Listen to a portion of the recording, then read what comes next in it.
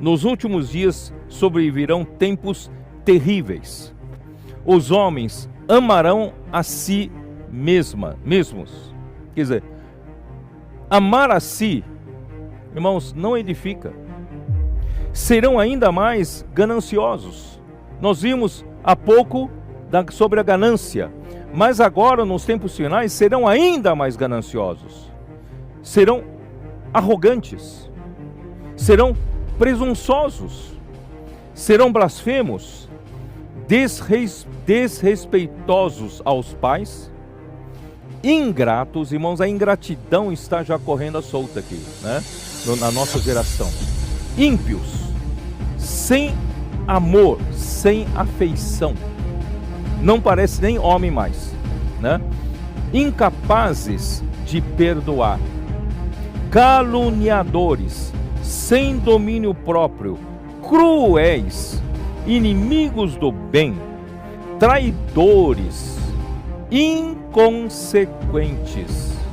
A inconsequência, irmãos, está também correndo solta aqui, né? Todo mundo faz as coisas, eles não querem saber qual é o resultado, né? O prejuízo que dá para a sociedade e leva para os outros. Inconsequentes, orgulhosos, mais amigos dos prazeres do que amigos de Deus. Prefiro, né, eu ser feliz, eu prefiro eu ter prazer do que me preocupar com Deus, com as coisas de Deus. Com aparência de piedade. Além de tudo isso, irmãos, ainda tem a aparência de piedade, todavia negando o seu real poder, tá? Irmãos, qual é a solução?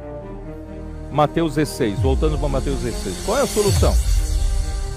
Se nós não temos como edificar a igreja, no velho homem, na natureza terrena, nós temos tudo para destruir a edificação.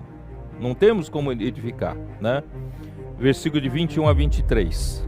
Desde esse tempo começou Jesus Cristo a mostrar a seus discípulos que lhe era necessário seguir para Jerusalém e sofrer muitas coisas dos anciãos, dos principais sacerdotes e dos escribas, e ser morto e ressuscitado no terceiro dia.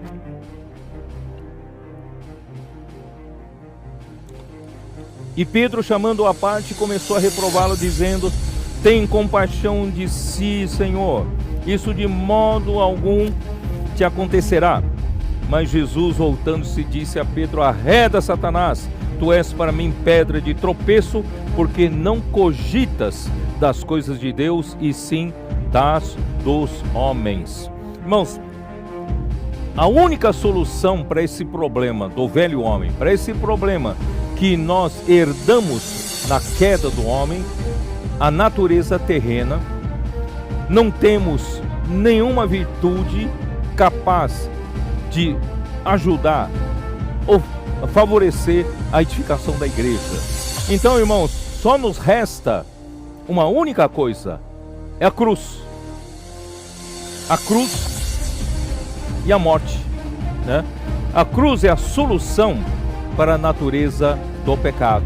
Nós temos que morrer para esse mundo, morrer para essa natureza terrena.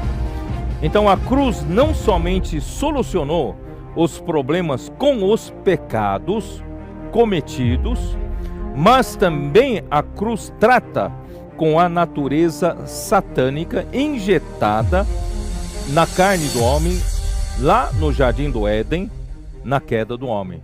Isso está em João 3, 14 e 15. Nós vimos quando Jesus falou para Nicodemos, né? E do modo porque Moisés levantou a serpente no deserto, assim importa que o Filho do Homem seja levantado no madeiro, na cruz, para que todo que nele crê tenha a vida eterna. Nós irmos para uma outra esfera, sair da esfera da carne, sair da esfera terrena, saímos da esfera do velho homem, nós irmos para a esfera da vida eterna, a esfera do céu, tá? Então essa é a nossa única saída. Deus então, Romanos 8:3, esse versículo já falei demais, mas eu não canso de falar. Romanos 8:3 diz assim: porquanto o que fora impossível à lei, no que estava enferma pela carne. Irmãos, o Antigo Testamento todo gira em torno dessa dificuldade que a lei tem para lidar com a carne. Porque para lidar com a carne, irmãos, a lei fica doente, a lei fica enferma, a lei é insuficiente para lidar com a carne do pecado. Então isso fez Deus enviando o seu próprio Filho em semelhança da carne pecaminosa. Quer dizer, Jesus Cristo não veio em pecado, mas ele veio em semelhança da carne pecaminosa, da carne do pecado, porque Jesus Cristo foi gerado do Espírito Santo, né, na Maria.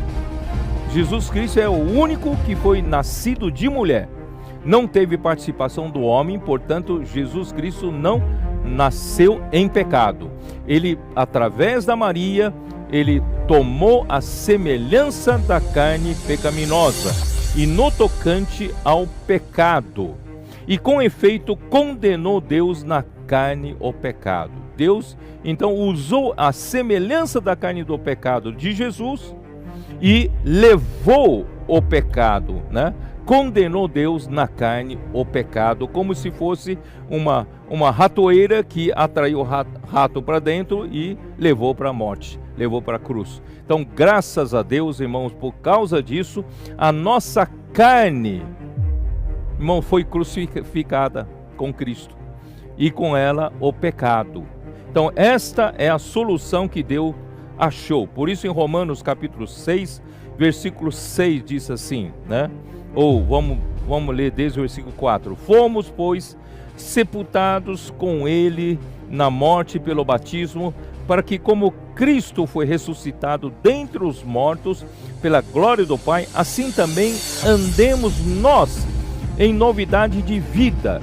Chega de andar pela natureza terrena, chega de ser escravo da carne, chega de ser, né, vítima dessas obras da carne que não nos deixem edificar a igreja. Mas graças a Deus, hoje podemos andar em novidade de vida. Por quê?